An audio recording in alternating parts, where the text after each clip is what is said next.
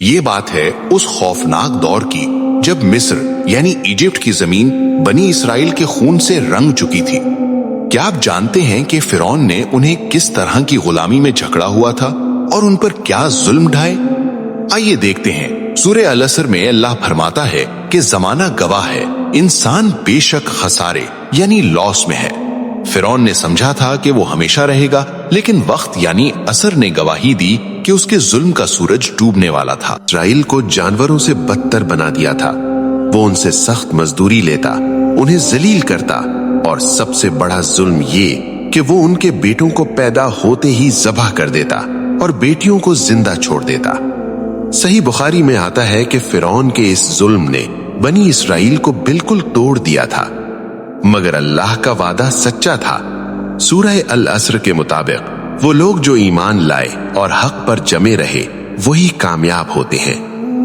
مشہور مفکر اور شاعر علامہ اقبال نے کیا خوب کہا تھا، نکل کر خانقاہوں سے ادا کر رسم شبیری، کہ فقر خانقاہی ہے فقط سنیوں روبائی۔ ان کا اشارہ یہی تھا کہ جب ظلم حد سے بڑھتا ہے تو موسیٰ علیہ السلام جیسا کردار پیدا ہوتا ہے۔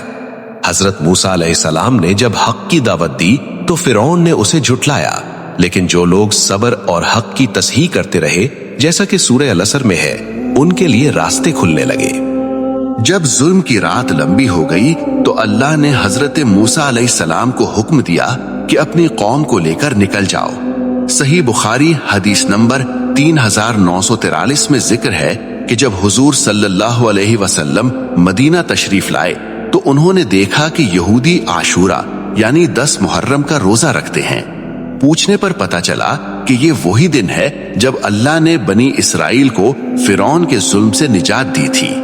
وہ دن غلامی کی زنجیریں ٹوٹنے کا دن تھا۔ فرعون نے طاقت کے نشے میں سورہ العصر کی اس سبق کو بھلا دیا تھا کہ نیک اعمال کے بغیر سب خسارے میں ہیں۔